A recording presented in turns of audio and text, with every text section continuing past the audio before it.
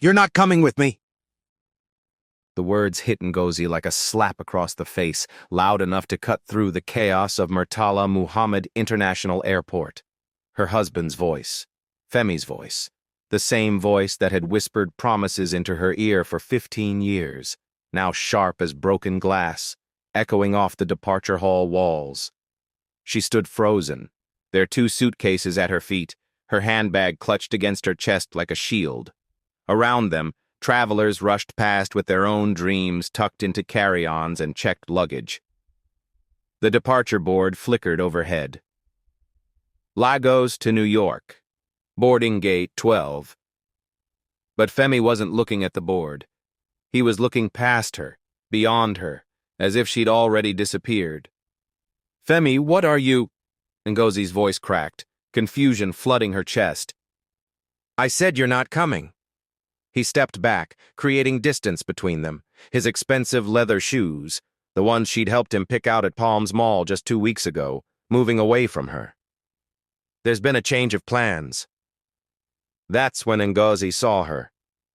A woman emerged from behind a pillar near the check-in counter, walking toward Femi with the confidence of someone who belonged there. She was younger, maybe late 20s, wearing a fitted navy dress and heels that clicked against the airport floor with purpose. Her hair was styled in perfect Brazilian waves, her makeup flawless, her smile bright and unapologetic.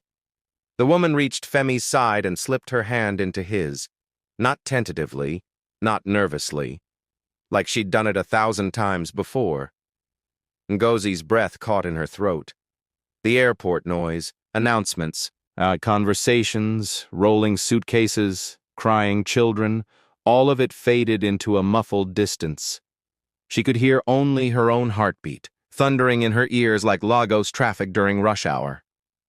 "Femi?" Her voice was barely a whisper now. He didn't meet her eyes.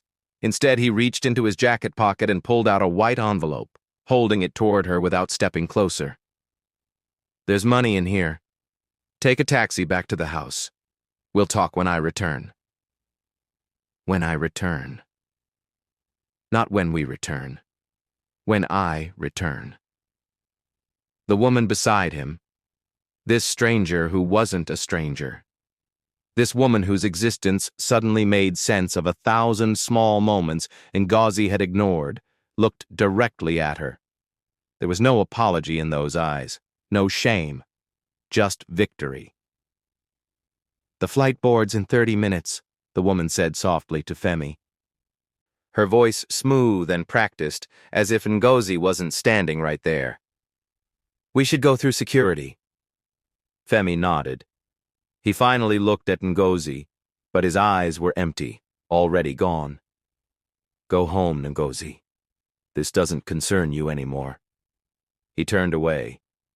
They both did.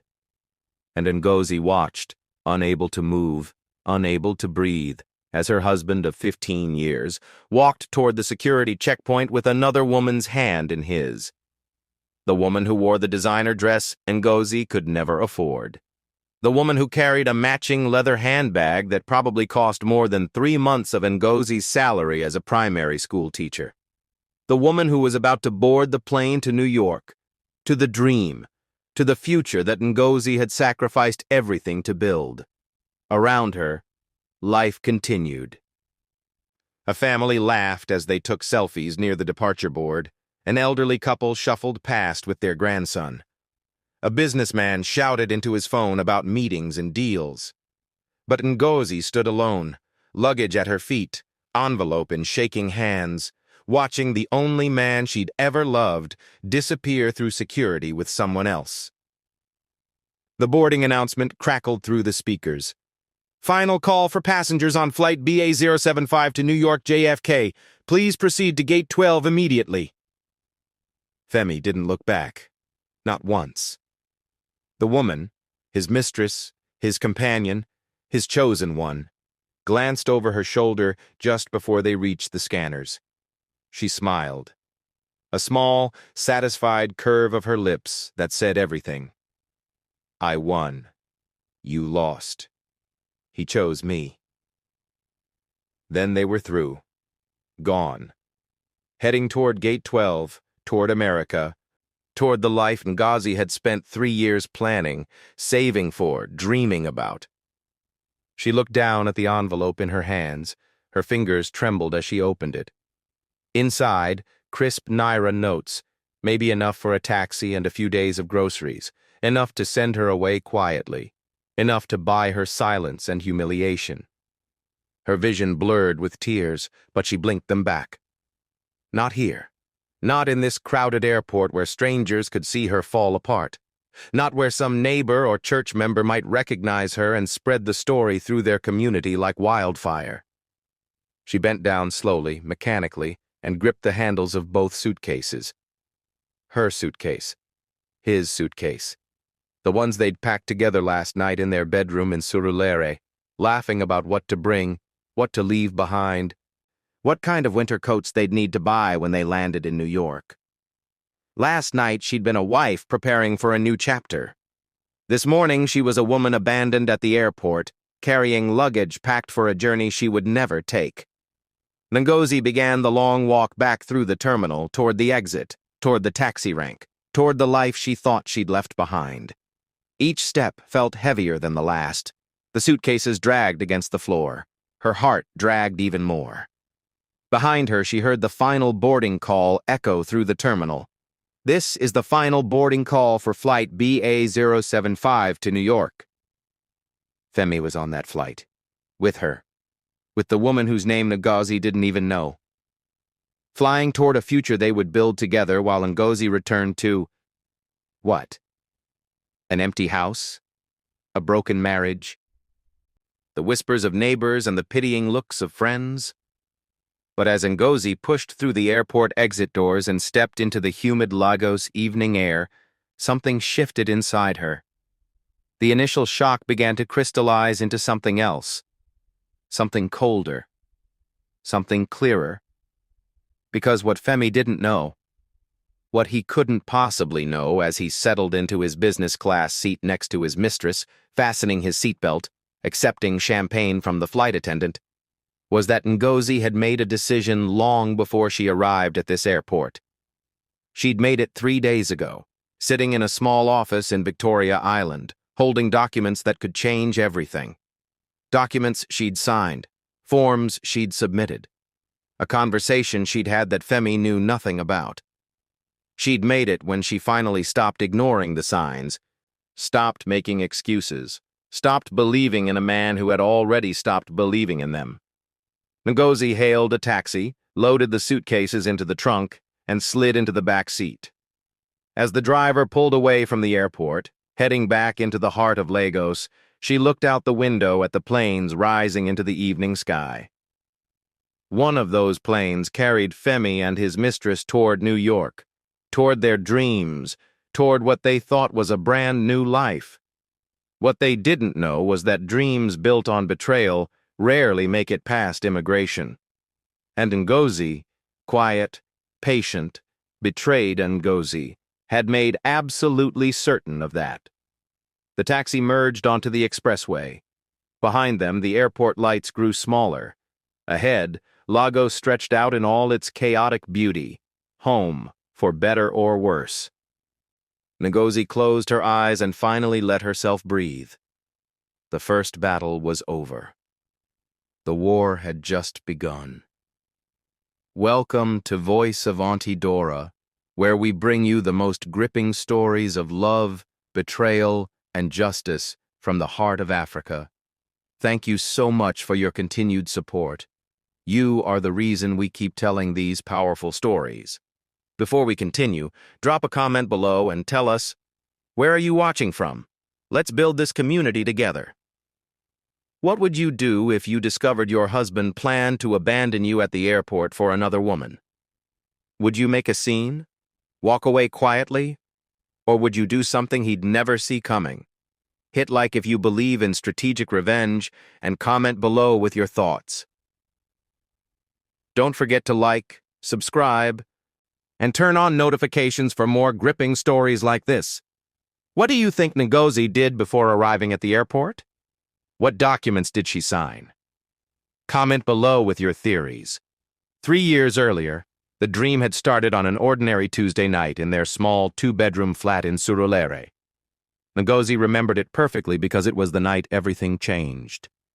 The night their simple Lagos life suddenly wasn't enough anymore. The night Femi's eyes lit up with a hunger she'd never seen before. A hunger not for her, but for something distant, something American, something more.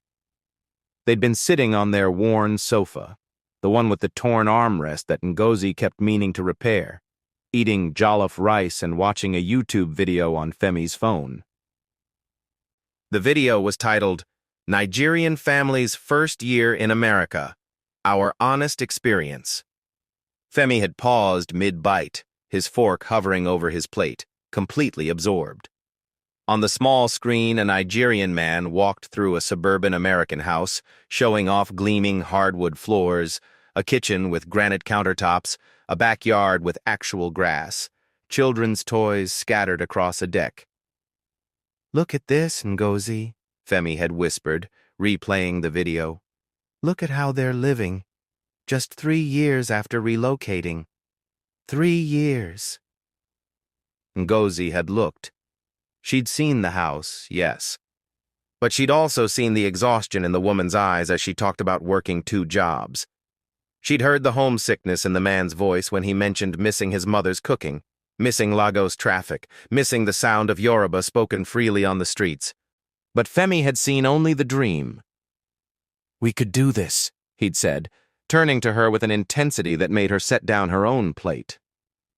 "We could have this life. Better schools for children we'll have. Clean hospitals.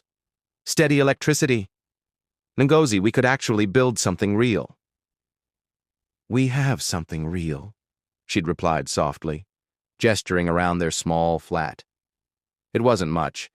The paint was peeling in the corners, the ceiling fan rattled when it spun, the generator outside coughed to life every evening when NEPA took the light.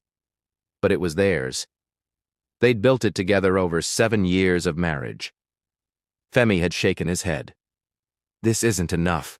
Don't you want more? Don't you want better?" The question had stung, though she hadn't let it show. As if wanting more meant their current life was worthless. As if the students she taught every day at community primary school didn't matter.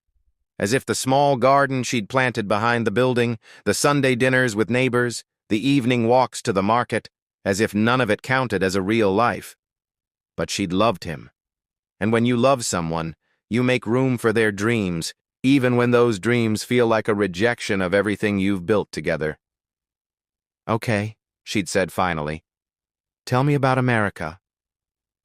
Femi's face had transformed, breaking into a smile so wide, so genuine, that it reminded her of the young man she'd married, the one who used to surprise her with a cara and pop on Saturday mornings, who'd painted their bedroom ceiling himself because they couldn't afford a professional. That night had been the beginning. From that Tuesday forward, America became the third person in their marriage. Femi started spending hours on his phone researching visa requirements, immigration pathways, job prospects. He joined Facebook groups called Nigerians in America Success Stories and Lagos to New York, The Relocation Journey. He watched video after video of Nigerian families showing off their American lives, the cars, the houses, the opportunities. "Look, Ngozi," he'd say every evening, thrusting his phone toward her. "This man was a taxi driver in Lagos. Now he owns 3 Uber cars in Houston. 3! And this woman was a tailor in Ikeja. Now she's a licensed nurse in California making more in 1 month than we make in a year." Ngozi would nod, smile, try to share his enthusiasm. But privately, she wondered, what happened to the taxi drivers who failed? What about the tailors who couldn't pass the licensing exams? Why did no one make videos about those stories? Still, she supported him. Because that's what wives do. That's what love looked like in their culture, in their marriage. Standing beside your husband, even when his dreams felt foreign to your own heart. The research phase lasted 6 months. Then came the planning phase. Femi created a spreadsheet on his laptop, a detailed breakdown of everything they needed. Visa application fees, medical examination costs, flight tickets, initial accommodation expenses, emergency funds for the first 3 months. The total was staggering, nearly 4 million naira. Ngozi had stared at the number on the screen, her stomach dropping. 4 million naira. That was more than 4 years of her teaching salary. That was a new car. That was a down payment on a better flat in Lekki. "How will we raise this?" she'd asked quietly. Femi had closed the laptop with confidence. "We'll cut expenses, save aggressively. I'll take on extra contracts. You can do after-school lessons. We'll make it work." And they had tried. God knows they had tried. Ngozi started offering private tutorials to her students after school hours, teaching mathematics and English for a few thousand naira per child per month.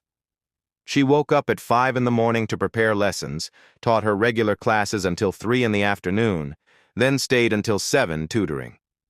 She would return home exhausted, feet swollen, voice hoarse from talking all day. Femi picked up side jobs as a graphic designer, spending weekends creating logos and flyers for small businesses, churches, and event planners. He'd work until 2 in the morning, eyes red from staring at his laptop screen, surviving on caffeine and determination. They cut every unnecessary expense. No more Friday night suya runs. No more Saturday cinema dates.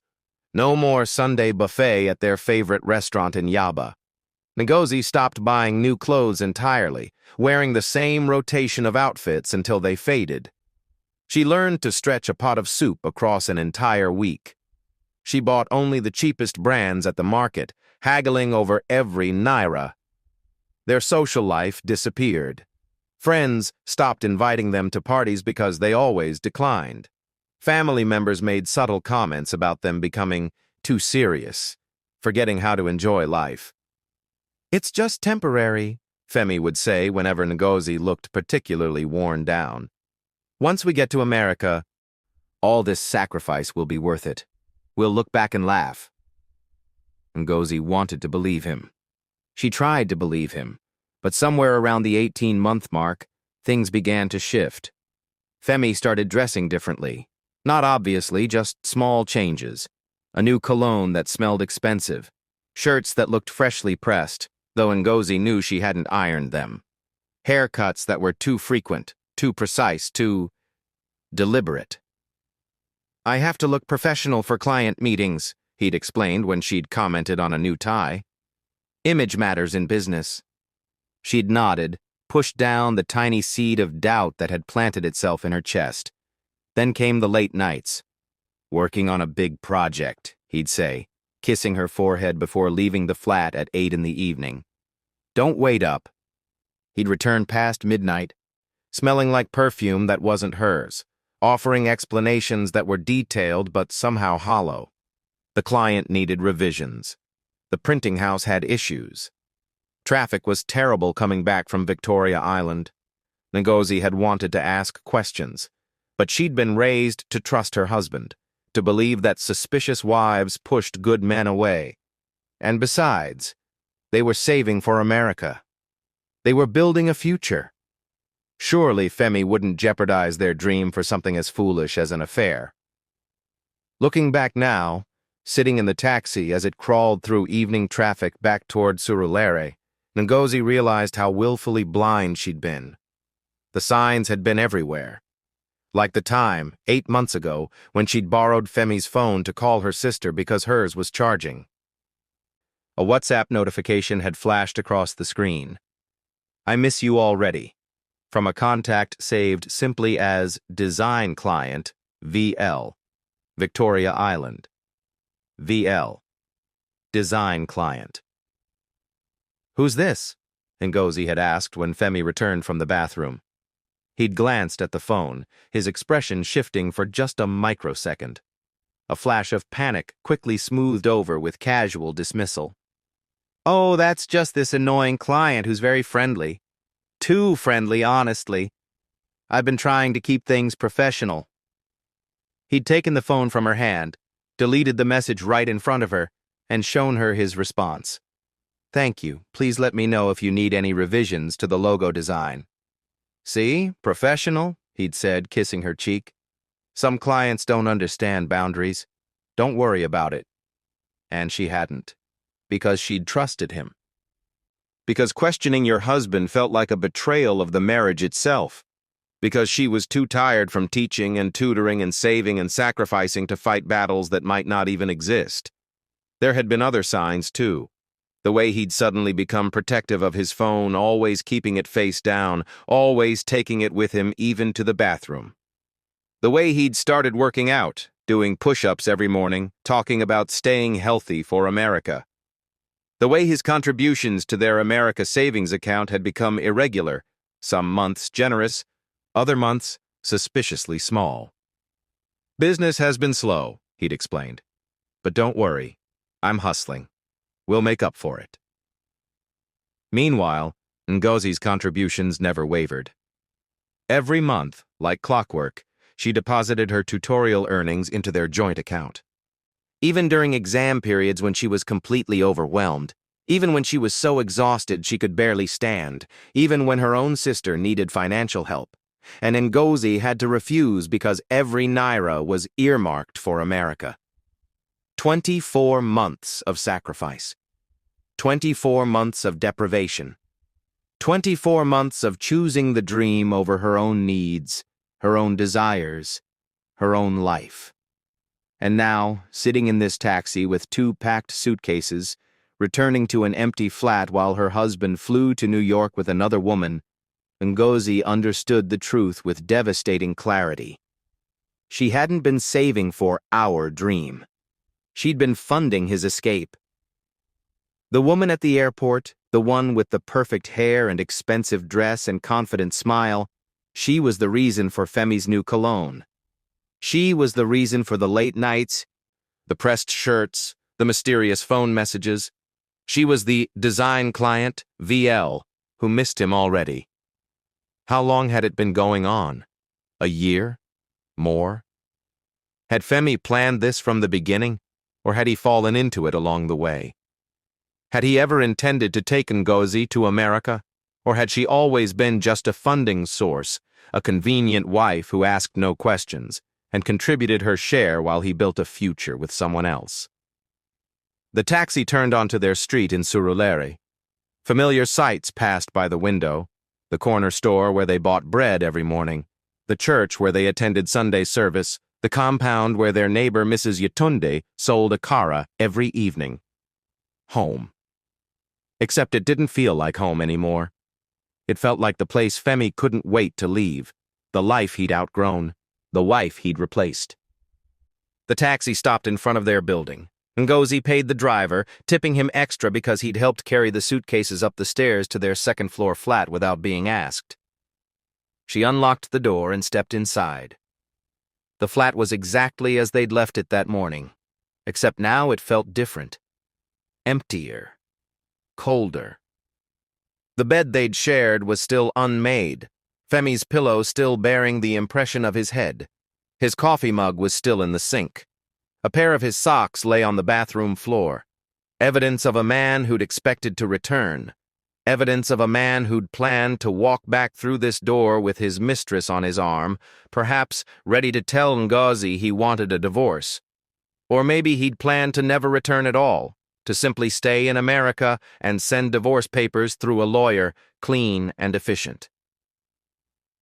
Ngozi set down the suitcases and sank onto the sofa, the same worn sofa where the American dream had first taken root 3 years ago. She didn't cry. She'd cried enough at the airport, in the taxi, during the long drive home. Now she felt something else. A strange, cold clarity. Because Femi didn't know everything. He didn't know that 2 weeks ago, when she'd asked to review the visa documents one last time, just to make sure everything is correct, she'd noticed something. A small inconsistency in his application. A detail that didn't match what he'd told her. He didn't know that she'd made a phone call to the immigration office, asking just a few clarifying questions with the sweetness of a concerned wife who wanted everything perfect for her husband's journey. He didn't know that she'd filled out a form, correcting certain information, ensuring that all facts were accurate and verifiable. He didn't know that 3 days ago, she'd sat across from a stern woman in an office in Victoria Island and answered questions very carefully, very honestly, with documents spread across the desk between them. Femi thought he was so clever. He thought he'd orchestrated the perfect betrayal, take his mistress to America, leave his wife behind with some hush money and empty promises, start fresh in a new country where no one knew his past. But he'd made one critical mistake. He'd underestimated the quiet woman who'd sacrificed everything for his dream. Ngozi stood up and walked to their bedroom. She opened the wardrobe where Femi kept his important documents, the ones he thought she never touched. The visa approval letter was gone. He'd taken it with him. Of course, probably tucked safely in his carry-on bag right now as the plane soared over the Atlantic. But she had copies. She had everything. Ngozi pulled out a folder from her own side of the wardrobe, the one labeled school documents that Femi had never bothered to look through. Inside were copies of everything.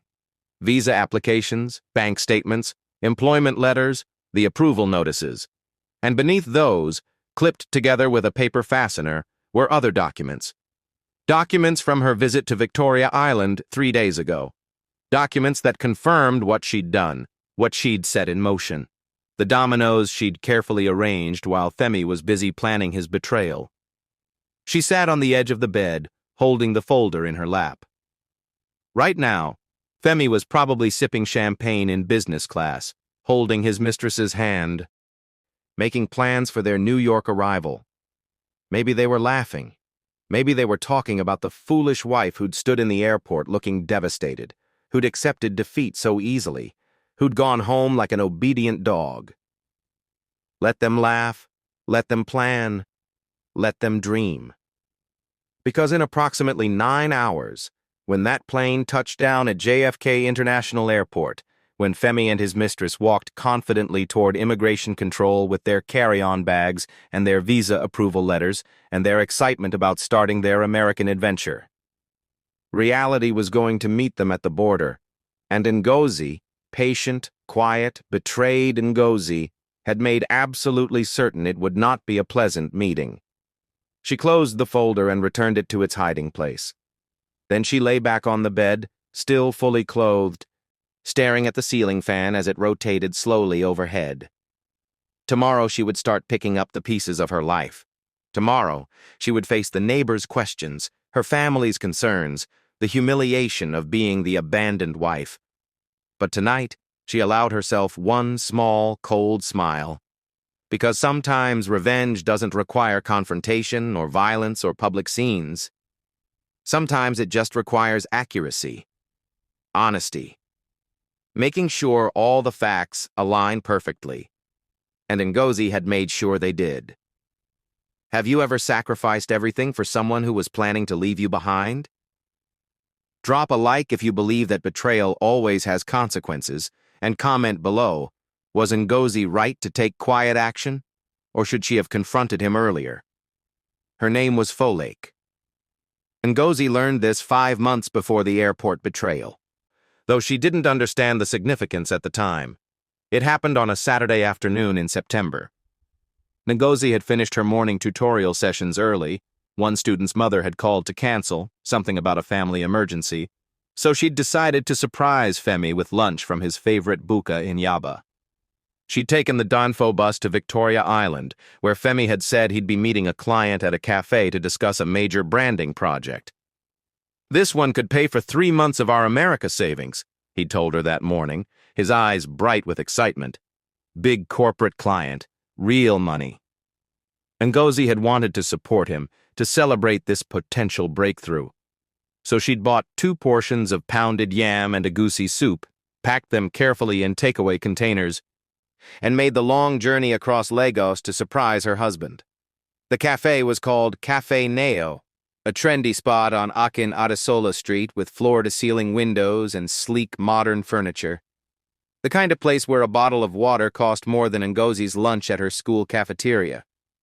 She'd spotted Femi immediately through the glass windows. He was sitting at a corner table, Laptop open in front of him, looking professional in a navy blue shirt she recognized, one she'd bought him last Christmas with her tutorial money. But he wasn't alone. Across from him sat a woman who made Ngozi's breath catch in her throat. She was stunning. There was no other word for it. Mid-20s, maybe 28 at most, with smooth, dark skin that glowed even under the cafe's artificial lighting.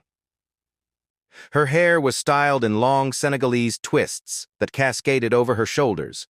She wore a burgundy blazer over a cream silk blouse, gold jewelry that looked real and expensive, and makeup applied with professional precision. But it wasn't just her beauty that made Ngozi pause outside the cafe window, clutching her plastic bag of takeaway food. It was the way she was looking at Femi.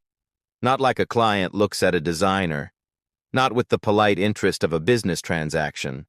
She was looking at him the way Ngozi used to look at him when they were young and newly in love, with warmth, with affection, with intimacy. And Femi was looking back the same way. They were leaning toward each other across the table, close enough that their heads nearly touched. The woman said something, and Femi laughed. Not his polite business laugh, but his real laugh, the one that made his whole face light up. She reached across the table and touched his hand, just briefly, her fingers lingering on his for a moment too long. Ngozi's stomach twisted. She told herself she was being paranoid. This was a client meeting. Femi was charming. That's what made him good at winning projects. The woman was probably just friendly. This was nothing. But her feet wouldn't move. She stood there on the sidewalk, watching through the glass like a detective in one of those Nollywood films, as Femi and the woman continued their conversation. The woman pulled out her phone and showed Femi something on the screen. He leaned in even closer to look, and she angled the phone so their heads were almost touching. They stayed like that for several seconds, too close, too comfortable. Then Femi's own phone, sitting on the table next to his laptop, lit up with an incoming call. Ngozi watched him glance at the screen. Even from outside, she saw his expression change, saw the warmth drain from his face and replaced with something that looked almost like annoyance. He declined the call. 30 seconds later, the phone lit up again. Same caller. This time, Femi picked it up. He said something to the woman, probably "excuse me," and stood up, walking toward the back of the cafe as he answered. That's when Ngozi made her decision. She pushed open the cafe door and walked inside. The woman was alone at the table now, scrolling through her phone with a small smile playing at her lips. She looked up when Ngozi approached, and for a brief moment their eyes met. The woman's smile didn't falter. If anything, it widened slightly. But there was something else in her eyes. Recognition, maybe, or assessment. Like she knew exactly who Ngozi was.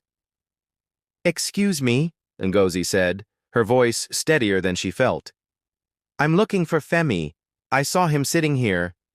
"Oh, he just stepped away to take a call," the woman replied smoothly, her English crisp and polished, the kind that came from expensive private schools and maybe time spent abroad. "He'll be back in a moment. You must be—" She paused, tilting her head with feigned curiosity. "A friend?" The question landed like a small slap. A friend. As if this woman didn't already know exactly who Ngozi was.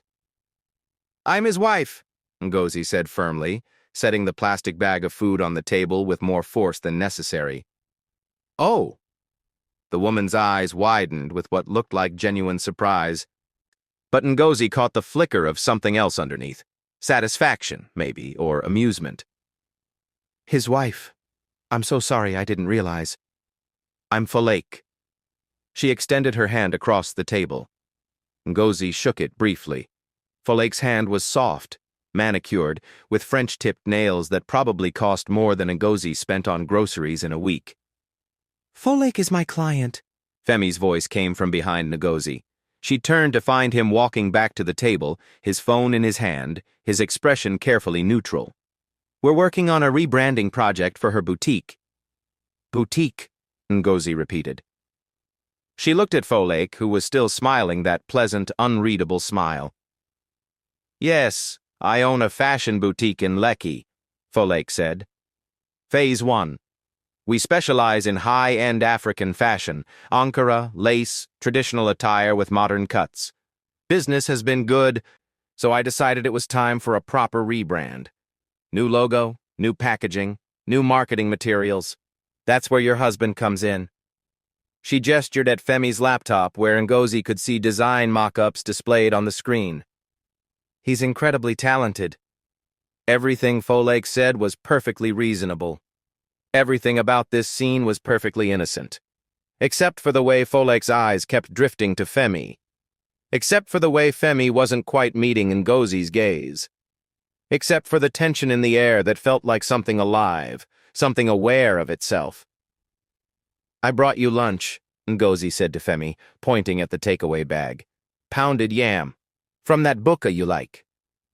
Femi glanced at the bag, then at Folake, then back at Ngozi. Oh, thank you. That's very thoughtful. He made no move to open it. An awkward silence settled over the table. Well, Folake said, standing up gracefully and gathering her expensive leather handbag. I should let you two enjoy your lunch. Femi, we can finish discussing the mood board another time. She turned to Ngozi with that same pleasant smile. It was lovely meeting you, Mrs. Ngozi, she supplied quietly. Mrs. Ngozi, your husband is doing wonderful work for my business. You should be very proud. Folake placed her hand briefly on Femi's shoulder as she passed. A casual touch, friendly and light, but it lingered just a second too long. I'll call you later about those revisions. Then she was gone, walking out of the cafe with the confidence of a woman who knew she looked good, knew she belonged in spaces like this, knew she'd made an impression. Ngozi sank into the chair Folake had just vacated. It was still warm. Why didn't you tell me you were coming? Femi asked, his tone carrying a hint of accusation, as if she'd done something wrong by surprising him with lunch. I wanted to do something nice, Ngozi replied. You said this was an important client meeting. I thought maybe we could celebrate together after. Femi opened the takeaway bag and looked inside without enthusiasm. You didn't have to come all the way here. I would have eaten when I got home. Who was calling you? Just now? What? Your phone. You walked away to answer. Who was it? Femi's jaw tightened slightly. A friend. Nothing important. Which friend? Ngozi, why are you interrogating me? He closed his laptop with more force than necessary. I'm in the middle of a workday. I have deadlines. I can't drop everything just because you decided to show up unannounced. The words stung. Ngozi looked down at her hands, at the plastic bag containing food she'd carefully selected and transported across the city for him. I'm sorry, she said quietly. I just wanted to see you. Femi's expression softened slightly. He reached across the table and squeezed her hand, the same hand Folake had touched minutes earlier. I know, and I appreciate it. Really, I'm just stressed about this project. It's a big one, and I need to get it right. Is she paying well? For the rebrand? Very well. This project alone will cover almost 6 months of our America savings. He opened the container of pounded yam, finally showing some interest in the food. She's connected, too. If I do good work for her, she could refer me to other high-end clients. This is exactly the kind of breakthrough we need. Our. The words were right, but something in his tone felt off. She's very beautiful, Ngozi said, watching his face carefully. Femi shrugged, taking a bite of pounded yam. I guess. I hadn't really noticed. She's just a client. But he had noticed. Ngozi had seen the way he looked at Folake through the cafe window. She'd seen the intimacy in their body language, the way they'd leaned toward each other like magnets. How long have you been working with her? About 3 months. Why all the questions, Ngozi? Femi set down his fork, his patience clearly wearing thin. Do you not trust me? And there it was. The trap. If she said she didn't trust him, she became the paranoid, insecure wife. If she backed down, she was accepting whatever was happening between him and Folake. I trust you, she said finally, because what else could she say? Femi nodded, satisfied. Good. Because there's nothing to worry about. Folake is a client. A good client who's paying me well. That's all. He finished his lunch while scrolling through his phone, making occasional comments about the project timeline and deliverables. Ngozi sat across from him, watching, wondering if she was crazy for feeling like something was wrong. When they finally left the cafe together, Femi kissed her cheek and said he needed to run a few more errands before coming home. Client stuff, he explained vaguely. I'll see you tonight. Ngozi took the bus back to Surulere alone, that sick feeling in her stomach growing heavier with every mile. Over the following months, Folake became a constant presence in their lives, or rather, in Femi's life. Folake wants to expand the project to include social media branding, he'd announce at dinner. Folake is opening a second location, so we're creating new marketing materials. Folake recommended me to her friend who owns a restaurant in Ikoyi. See? I told you this would lead to more clients. Folake, Folake, Folake. The name appeared in Femi's phone constantly, sometimes as texts that made him smile in that private way, sometimes as calls that he would step outside to take, returning 15 minutes later with explanations about design revisions and creative direction discussions. Ngozi watched her husband slowly transform. The new cologne, the fresh haircuts every week instead of every month, the way he started going to the gym, something he'd never cared about before. The pressed shirts and expensive ties that seemed to appear in his wardrobe, purchases he explained away as necessary investments for client meetings.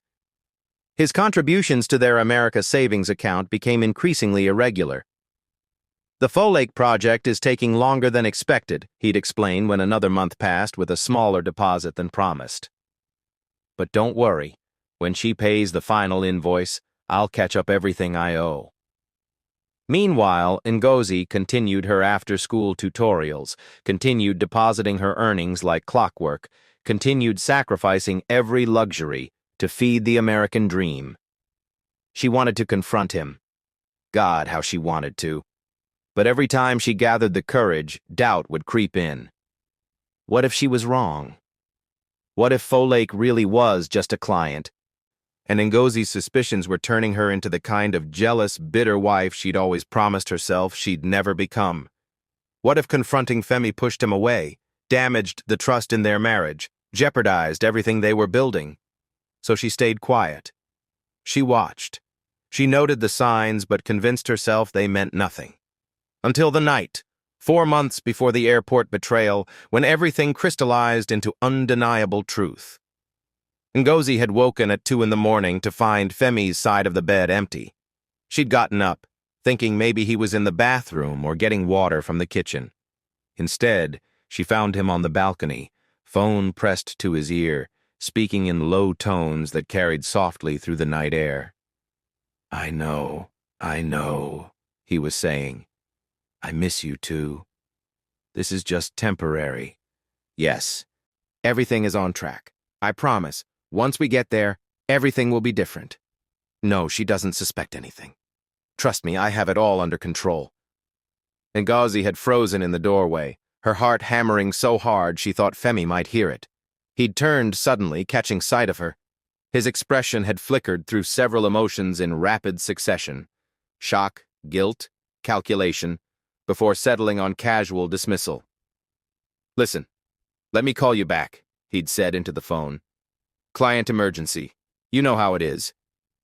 He'd ended the call and slipped the phone into his pocket. You scared me.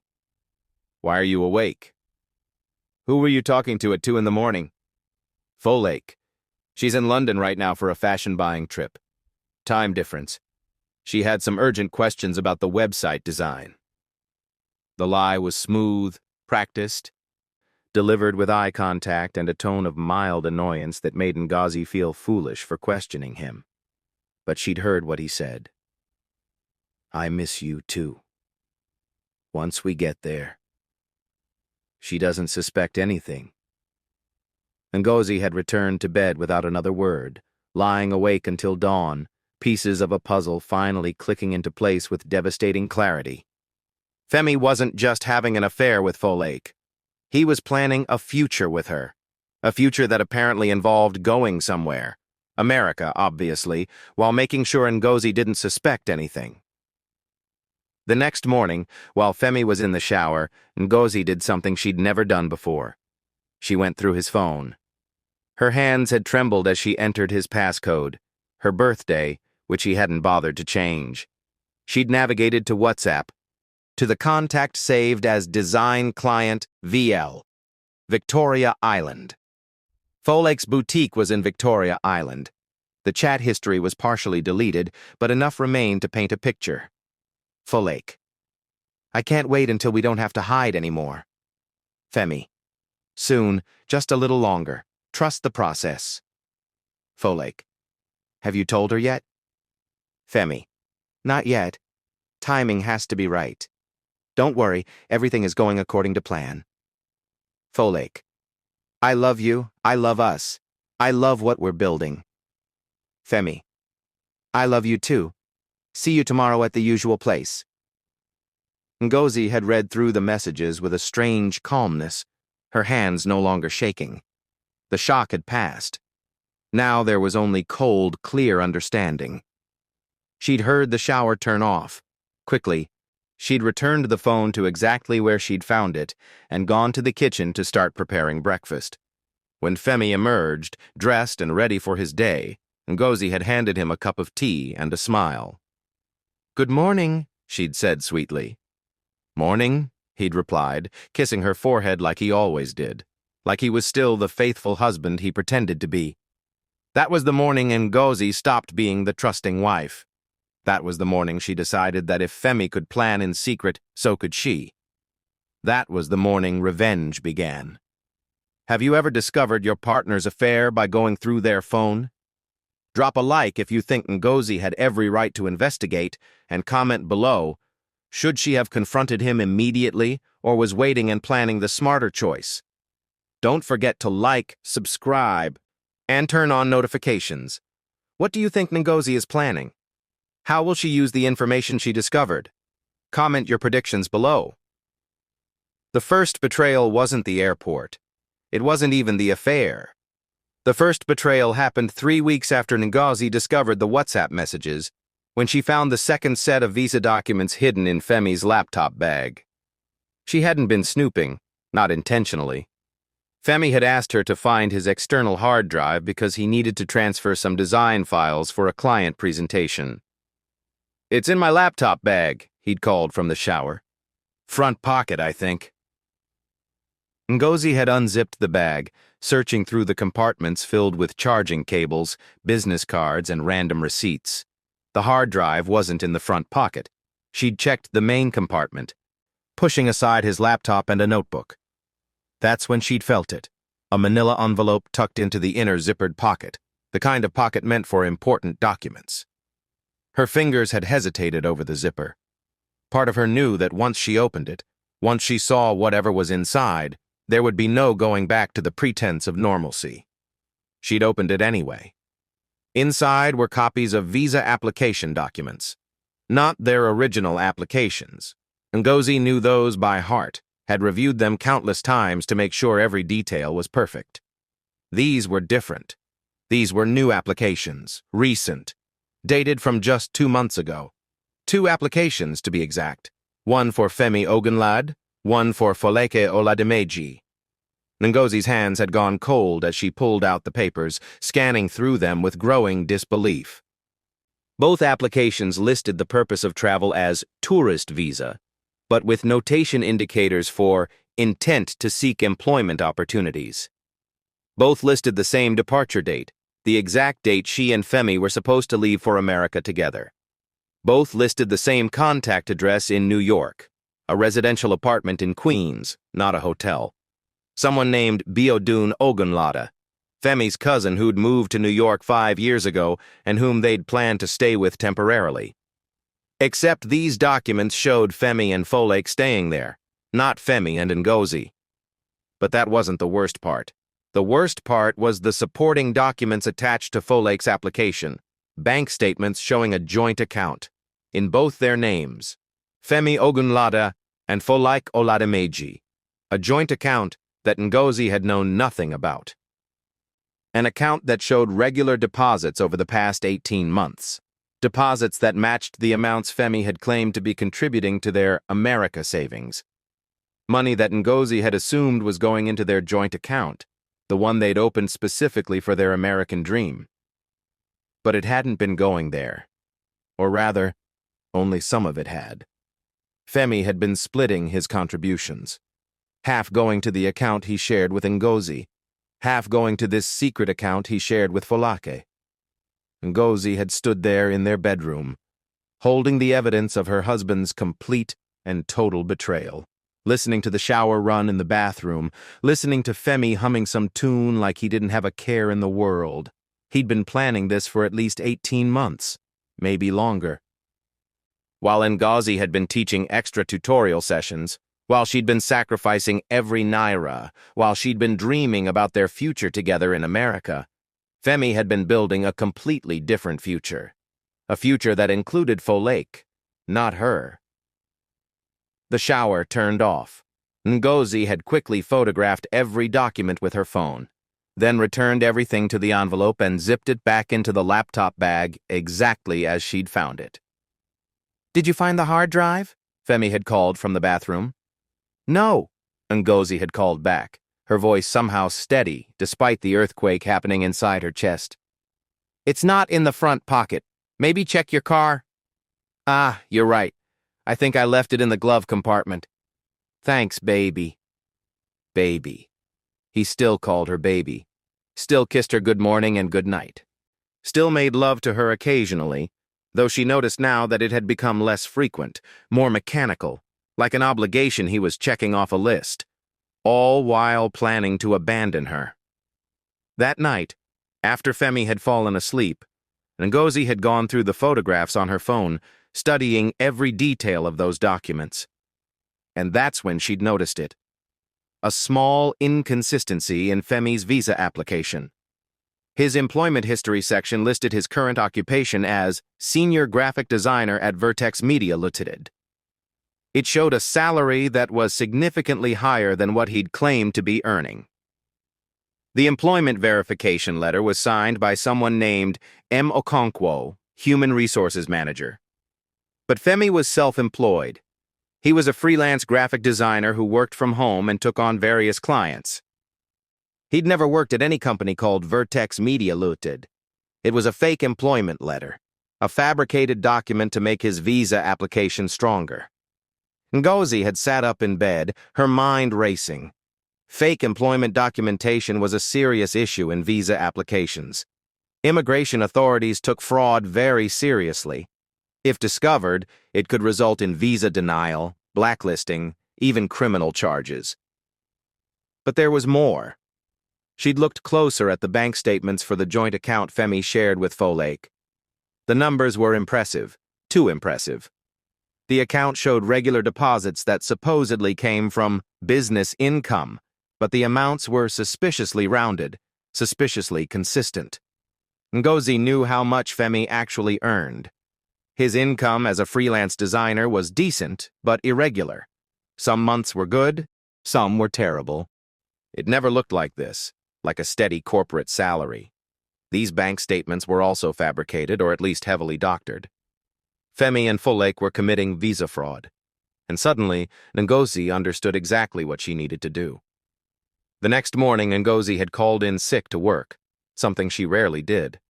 Instead of going to school, she'd taken a bus to Victoria Island, to the tall glass building that housed the American Embassy's Visa Services office. She hadn't gone inside. Not yet. First, she'd needed to understand the process, to know exactly how to proceed without making mistakes. She'd spent 2 hours in a nearby cafe using their free Wi-Fi to research everything she could about visa applications, fraud reporting, and immigration procedures. She'd learned about Form DS-160, about supporting documentation requirements, about the consequences of submitting false information. Then she'd walked to a small business center and used their computer to access her email. She'd sent the photographs of Femi and Folake's visa documents to herself, along with her notes about the inconsistencies she'd discovered. 3 days later, Ngozi had made an appointment at a legal aid office in Ikeja that offered free consultations. She'd told the lawyer, a tired-looking woman named Mrs. Henshaw, that she'd discovered her husband was planning to travel to America using fraudulent documents and wanted to know what her legal obligations were. "Are you asking if you should report it?" Mrs. Henshaw had asked, peering at Ngozi over her reading glasses. "I'm asking what would happen if I did." Mrs. Henshaw had explained the process carefully. If fraudulent visa documents were reported to the American embassy or to immigration authorities, an investigation would be opened. If the fraud was confirmed, the visas in question would be revoked or denied. The individuals involved could be banned from entering the United States for years, possibly permanently. In extreme cases, criminal charges could be filed. However, Mrs. Henshaw had added, the person making the report would need to provide concrete evidence. Accusations alone won't trigger an investigation. You'd need documents, proof of the fraud. Ngozi had nodded slowly. And if someone reported this, would the people being reported know who made the report? Not necessarily. The embassy treats such reports confidentially, especially if the reporter has legitimate concerns about fraud. They're actually grateful for such information. It helps them maintain the integrity of the visa process. Ngozi had thanked Mrs. Henshaw and left the office with a plan forming in her mind. But she'd waited. She'd needed to be absolutely certain. She'd needed to time everything perfectly. Over the next 2 months, Ngozi had gathered more evidence. She'd carefully documented every suspicious transaction, every late-night phone call, every client meeting that went too long. She'd made copies of bank statements from their joint account, showing her consistent contributions versus Femi's declining ones. She'd saved text messages and recorded dates and times. She'd also made a difficult decision. She'd stopped contributing to their joint America savings account. "Why?" Femi had asked when he noticed. "We need to keep building the fund." "I lost my tutorial students," Ngozi had lied smoothly. "Their parents said they can't afford extra lessons anymore. I'm trying to find new students, but it's been difficult." Femi had frowned but hadn't pushed. Probably because by then he didn't really care. The money in his secret account with Folake was enough for 2 plane tickets, enough for their American start. He didn't need Ngozi's contributions anymore. He just needed her to stay quiet and unsuspecting until departure day. But Ngozi was done being quiet. 72 hours before their scheduled flight, the flight Ngozi now knew she was never meant to board, she'd taken a Danfo to Victoria Island once more. This time, she'd walked into the American Embassy Visa Services office. The security guard had asked for her appointment confirmation. She'd shown it. She'd booked it online 2 weeks prior, using a consultation slot for visa application inquiries. Inside, she'd been directed to a waiting area where she'd sat for 45 minutes before her name was called. The immigration officer who met with her was a serious-looking Nigerian woman named Mrs. Odili, who worked as a local liaison for the American Embassy's Fraud Detection Unit. "How can I help you today?" Mrs. Odili had asked, settling behind her desk. Ngozi had taken a deep breath and pulled out her folder of documents, the one she'd been carefully compiling for months. "I need to report visa fraud," she'd said clearly. "My husband and his girlfriend have submitted false documents in their visa applications, fake employment letters, doctored bank statements. I have evidence." Mrs. Odili's expression had shifted from polite professional to intensely focused. "I see. And you're certain of this?" Ngozi had spread the documents across the desk. Photographs of the fake employment letter from Vertex Media Limited, screenshots showing that no such company existed in any business registry, copies of bank statements with highlighted inconsistencies, records of Femi's actual freelance income that contradicted his claimed salary. "My husband is a freelance graphic designer," Ngozi had explained. "He's never worked for any company called Vertex Media. This letter is completely fabricated. And these bank statements," she'd pointed to the account Femi shared with Folake, "these deposits are too consistent, too perfect. His actual income varies month to month. This is not real."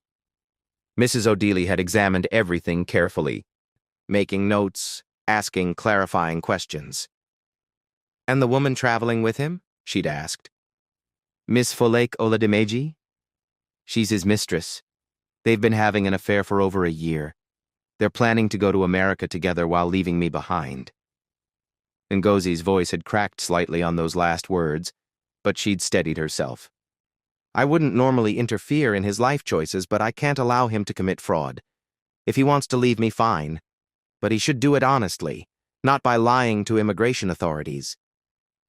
Mrs. O'Dealy had looked at Ngozi with something that might have been sympathy. "Mrs. Ogunlade, I appreciate you bringing this to our attention. Visa fraud is a serious matter, and we investigate every credible report. However, I need to be clear about something. If we confirm this fraud and revoke or deny their visas, your husband will likely know that someone reported him. Even if we don't reveal your identity, he may suspect." "I understand," Ngozi had said. "But by the time he figures it out, it will be too late to matter." Mrs. O'Dealy had nodded slowly. "Very well. We'll open an investigation immediately. Given that their travel date is in 3 days, we'll expedite this. Can you leave these documents with us?" "These are copies. I have the originals safely stored." "Perfect. We'll be in touch if we need any additional information. And Mrs. Ogunlade?" Mrs. O'Dealy had looked her directly in the eyes. "You're doing the right thing. Fraud hurts everyone. It makes the process harder for honest applicants and damages the integrity of the immigration system." Ngozi had left the embassy that day with a strange mixture of emotions: guilt, fear, satisfaction, grief. She'd just set in motion events that would destroy her husband's dream. But he'd destroyed hers first, hadn't he? The next 3 days had been surreal. Femi had been in excellent spirits, making final preparations, confirming arrangements with his cousin Biodun in New York, packing his suitcases with barely contained excitement. Folake had called him constantly. Ngozi could hear the joy in his voice when he spoke to her, a lightness she hadn't heard in months when he talked to his own wife. "Just 2 more days, baby," he'd said into the phone while standing in their bedroom, thinking Ngozi couldn't hear from the kitchen. 2 more days and we start our real life together." Ngozi had gripped the kitchen counter, steadying herself against the wave of pain. On the morning of their departure, the morning Femi had planned his betrayal, Ngozi had woken early and dressed carefully. She'd packed the suitcases that were supposed to be for both of them, knowing full well that Femi expected to leave hers behind at the airport. She'd even applied a little makeup, worn a nice dress, because if this was going to be the end of her marriage, she wanted to face it with dignity. The taxi ride to the airport had been quiet. Femi had seemed nervous, checking his phone constantly, probably coordinating with Folake, making sure their timing was perfect. When they'd arrived at the terminal, Femi had helped unload the suitcases with unusual attentiveness. He'd even kissed Ngozi's cheek, a gesture that felt like a goodbye even before the actual goodbye. They'd walked into the departure hall together. Femi had been scanning the crowd, clearly looking for Folake. That's when he'd said it. "You're not coming with me." That's when Ngozi had watched him walk away with the woman who'd stolen her husband, her dream, her future. That's when she'd stood alone in the airport, humiliated and heartbroken, but also satisfied. Because what Femi didn't know What he couldn't possibly know as he walked confidently toward security with Folake at his side was that his visa application had been flagged 72 hours ago. What he didn't know was that immigration authorities had already verified that Vertex Media Limited didn't exist. What he didn't know was that when he and Folake landed at JFK International Airport in New York, when they presented their passports and visa documentation at immigration control, when they smiled and talked about their tourist visit with fake employment letters and doctored bank statements, they would be pulled aside for secondary inspection. They would be questioned extensively. Their documents would be examined closely, and their beautiful American dream would end in a small interrogation room with fluorescent lighting and uniformed officers who took visa fraud very, very seriously. Ngozi had returned home that evening with both suitcases, with her dignity intact, with her revenge already in motion. She'd done nothing violent, nothing illegal, nothing that could be questioned. She'd simply told the truth. And sometimes, the truth was the most devastating weapon of all. The first 24 hours after the airport were the hardest. Ngozi had returned to their flat in Surulere that evening, dragging both suitcases up the stairs, unlocking the door to a home that felt hollow and strange. She'd sat on the edge of their bed, her bed now, she supposed, and waited. Waited for what, she wasn't entirely sure. A phone call, maybe. A text message. Some sign that her revenge had worked, that the wheels she'd set in motion had actually turned. But her phone remained silent. She'd unpacked slowly, mechanically, putting her clothes back into the wardrobe, returning her toiletries to the bathroom shelf. Femi's suitcase she'd left in the corner of the bedroom, unopened. Let it sit there as a monument to his betrayal. That night, Ngozi hadn't been able to sleep. She'd lain awake, staring at the ceiling, imagining the scene at JFK Airport. By now, Femi and Folake's plane would have landed. They would have gathered their carry-on bags, stretched their legs after the long flight, perhaps held hands as they walked through the arrival terminal with excitement buzzing in their chests. They would have joined the line at immigration control, probably still smiling, still confident, still believing their carefully constructed lies would hold up under scrutiny. And then Ngozi had closed her eyes, picturing the moment when the immigration officer would scan Femi's passport, when the computer system would flag his application, when the officer's expression would shift from routine boredom to sharp attention. "Sir, please step aside. Ma'am, you too." She imagined their confusion, their dawning fear, the walk to the secondary inspection area with other travelers who'd been pulled from the line, visa issues, document problems, suspicious circumstances. She imagined them sitting in that fluorescent-lit room waiting as officers verified their information, cross-referenced their documents, discovered the fabrications. The fantasy had given Ngozi no joy, only a cold, hollow satisfaction. This was justice, not celebration. The phone call came 36 hours later. Ngozi had been sitting in her small living room grading her students' mathematics homework.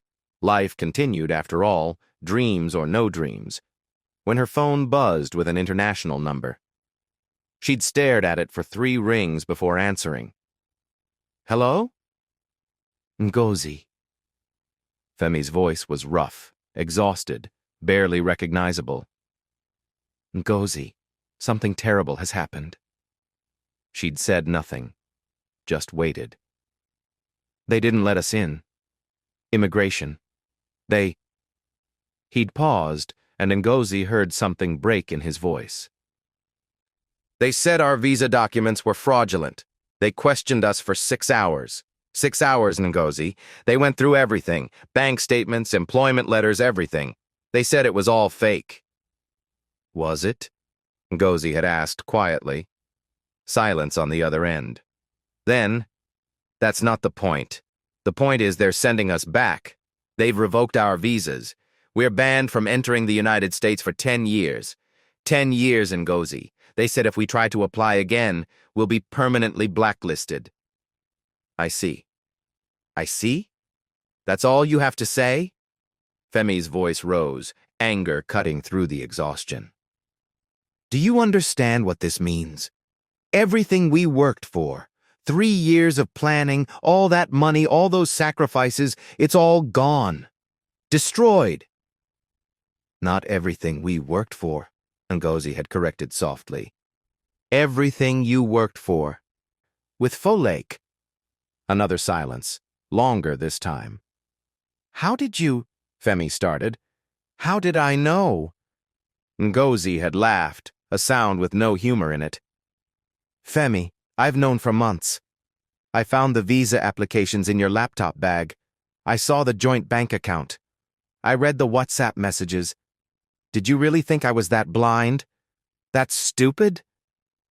She'd heard him breathing on the other end, heard what might have been a suppressed sob. They asked us who might have reported the fraud, Femi said finally. They said someone had submitted evidence, documentation proving our employment letters were fake. It was you, wasn't it? You reported us. I reported fraud, Ngozi replied, her voice steady. I reported false documents being submitted to immigration authorities. That's not the same thing as betraying you, Femi. You betrayed yourself. You've destroyed my life, Femi shouted. Do you understand that? 10 years. I can't go to America for 10 years. And Folake, God, Folake. She won't even speak to me. She blames me for everything. Says I'm the one who arranged the fake documents, that she trusted me and I ruined her life too. Ngozi had felt a flicker of dark satisfaction at that. So the mistress had already abandoned ship. How quickly love dissolved when dreams crumbled. Where are you now? She'd asked. At the airport, JFK. They're putting us on a flight back to Lagos in 3 hours. Separate flights, he'd added bitterly. Folake insisted. She doesn't want to be anywhere near me. I'm sorry it ended this way, Ngozi had said, and meant it. Not sorry for what she'd done, but sorry that it had been necessary. Sorry that the man she'd loved had chosen this path. Sorry? Femi's laugh was harsh. You're sorry? You could have just divorced me, Ngozi. You could have confronted me, thrown me out, ended the marriage like a normal person. But this, reporting me to immigration, destroying my future, this is cruel. This is vindictive. No, Ngozi had said firmly. Cruel would have been letting you commit fraud and hoping you got caught later, after you'd built a life in America on lies. Vindictive would have been exposing you publicly, telling our families, our church, our neighbors about your affair. All I did was tell the truth to the proper authorities. If you hadn't lied on your visa application, if you hadn't fabricated documents, there would have been nothing to report. I can't believe you did this. After everything we've been through together. After everything we've been through? Ngozi's voice had risen now, months of suppressed anger finally breaking through. You planned to abandon me at the airport, Femi. You were going to leave me standing there with luggage while you flew to America with another woman. You stole money from our joint savings to fund a secret life with your mistress. You lied to me for over a year, and you have the nerve to talk to me about everything we've been through? Silence. Don't call me again, Ngozi had said. When you get back to Lagos, you can collect your things from the flat. I'll pack them for you. We'll figure out the divorce quietly. But I don't want to see you. I don't want to hear your voice. We're done. She'd ended the call before he could respond. Her hands had been shaking. Her heart had been racing. But underneath the adrenaline, she'd felt something else. Relief. The confirmation that her plan had worked. That justice, in its own quiet way, had been served. Femi had returned to Lagos 4 days later. Ngozi knew because his younger brother, Dele, had called her, asking if she knew where Femi was staying. He called me from the airport, Dele had said, confused. He said he needs somewhere to stay for a few days. He wouldn't explain why. Did something happen between you two? We're separating, Ngozi had told him simply. I'd rather not discuss the details, but yes, he'll need somewhere to stay. His things will be ready for collection whenever he wants them. She'd packed Femi's belongings methodically over 3 days, clothes, shoes, toiletries, his laptop and design equipment, personal documents. Everything boxed neatly and stacked by the door. She'd felt nothing while doing it. No sadness, no anger, just a clinical efficiency, like clearing out an old storage room. When Femi had finally come to collect his things, brought by Dele in a borrowed pickup truck, Ngozi had refused to come downstairs. She'd watched from the bedroom window as Dele and another friend loaded the boxes, as Femi stood on the sidewalk looking up at their flat, perhaps hoping she'd appear. She hadn't. Some endings didn't need final conversations. Some betrayals didn't deserve closure. The first month alone had been strange. The flat felt too quiet without Femi's presence, even though that presence had been mostly absent toward the end anyway. Ngozi found herself cooking smaller portions, adjusting to feeding only herself. She'd moved Femi's pillow off the bed, rearranged the wardrobe to fill the space his clothes had occupied. The hardest part was facing people's questions. Her students' parents had asked why she seemed distracted. Her colleagues at school had noticed the absence of her wedding ring. She'd removed it the day after the airport. Her mother had called from their village, sensing something was wrong even across the distance. "Your voice sounds different," her mother had said. "Heavy. What's troubling you?" Ngozi had told her a version of the truth, that she and Femi were separating, that he'd betrayed her trust, that she'd needed to make a difficult choice to protect herself. Her mother had been quiet for a long moment. Then, "Did you act with integrity?" "Yes, Mama." "Did you protect yourself without losing your own soul?"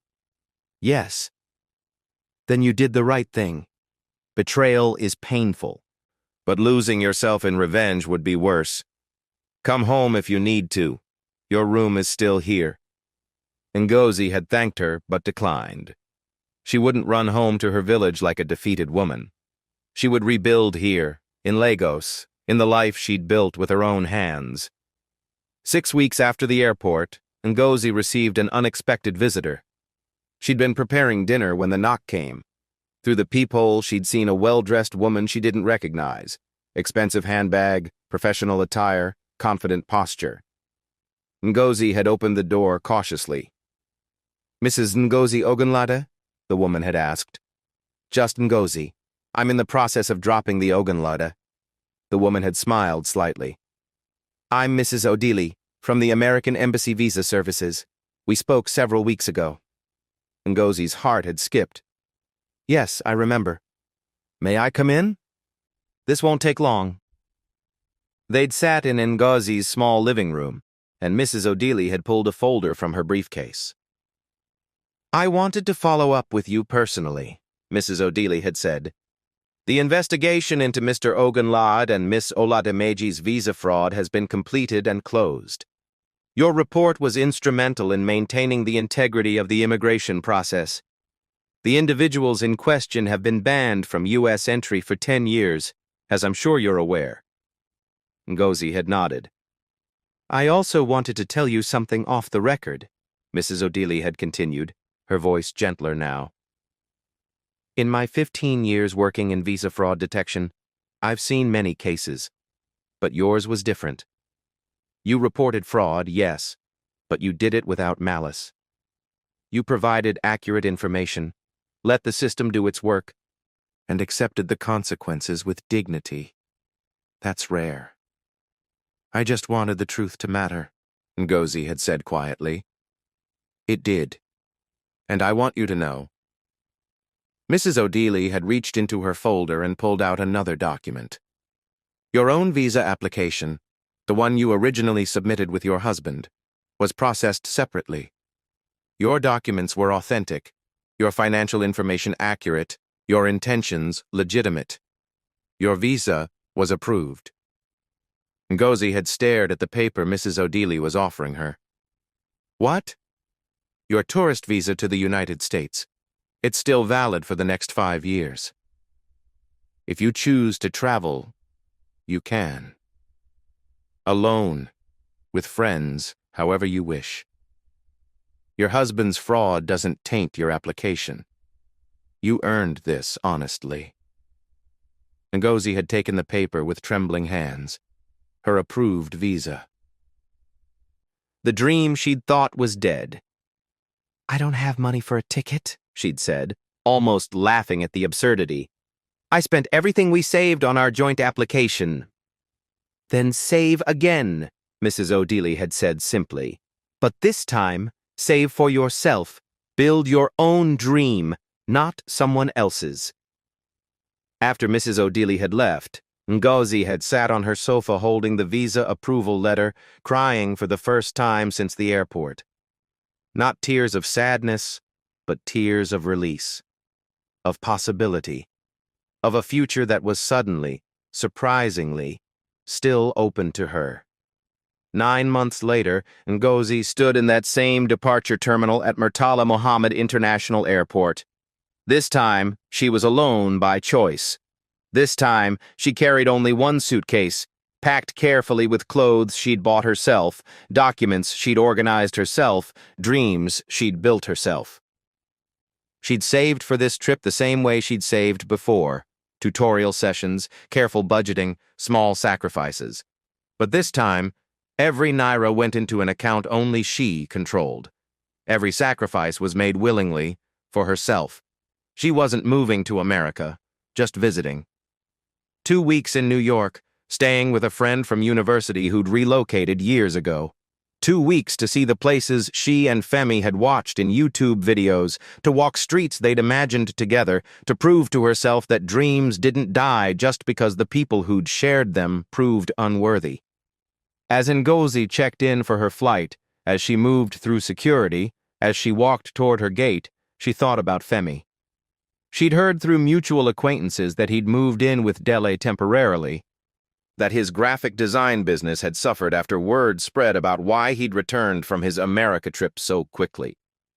Folake had apparently cut off all contact with him, embarrassed by the scandal, angry at being dragged into his mess.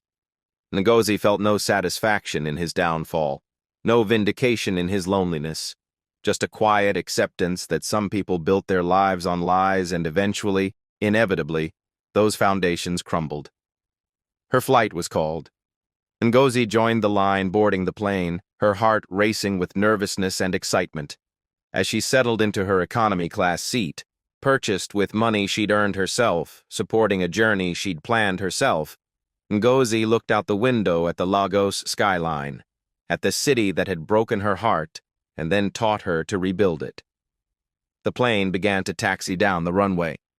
Ngozi closed her eyes and whispered a prayer of thanks, not for revenge, but for survival, for the strength to choose truth over comfort, for the courage to start again.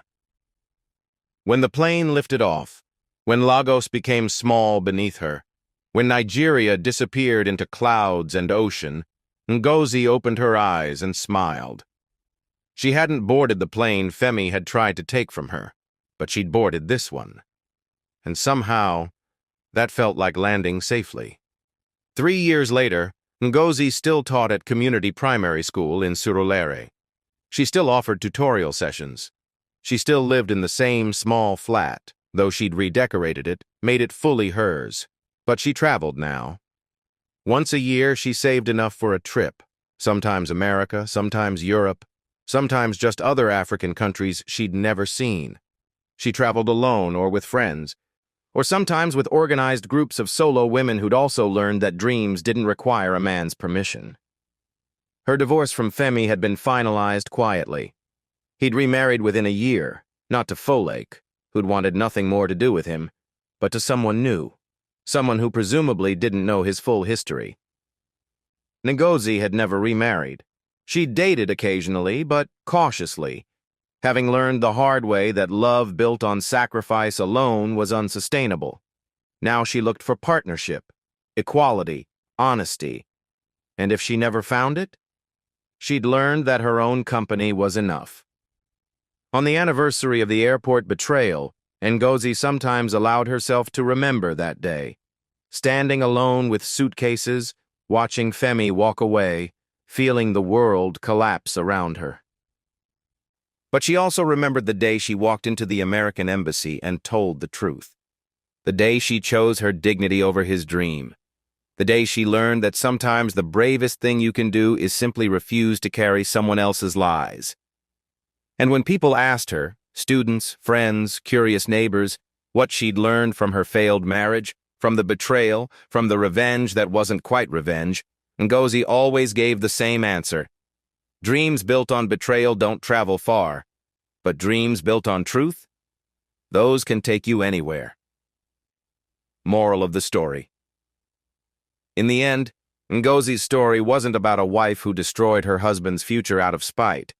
It was about a woman who refused to be an accomplice to fraud, even when that fraud would have benefited someone she loved. It was about choosing integrity over comfort, truth over loyalty to lies. It was about understanding that you cannot build a future on a foundation of deception, whether that deception is in visa documents or in marriage vows. Femi had wanted to go to America so badly that he'd been willing to lie to immigration authorities, to betray his wife, to abandon his integrity. And in the end, he'd achieved none of it. The lies had caught up with him. The betrayal had cost him everything, and the dream had died before it ever took flight. But Ngozi, honest, patient, wounded Ngozi, had earned her visa legitimately, had built her dreams on truth, had traveled when she was ready, on her own terms, with her own money. And that, perhaps, was the deepest justice of all. Not that the betrayer was punished, but that the betrayed discovered she'd never needed him to fly. Some journeys don't need a companion. Some dreams are meant to be chased alone. And sometimes, the best revenge is simply refusing to carry someone else's dishonesty while building your own honest life, one careful truth at a time. Thank you so much for watching this emotional journey on Voice of Auntie Dora. If Ngozi's story touched your heart, if you believe in quiet justice and strategic truth-telling, smash that like button. What would you have done in Ngozi's position? Would you have reported the fraud? Or would you have handled it differently? Comment below and let's discuss. Don't forget to subscribe and turn on notifications so you never miss our powerful stories of love, betrayal, resilience, and justice. Share this with someone who needs to hear that their worth is not determined by someone else's betrayal. Remember, dreams built on betrayal do not travel far, but dreams built on truth, those can take you anywhere. Where are you watching from? Drop your location in the comments and let's build this community of strong, resilient souls together. Until next time, this is Voice of Auntie Dora, reminding you that sometimes the best revenge is simply living honestly and building your own beautiful future.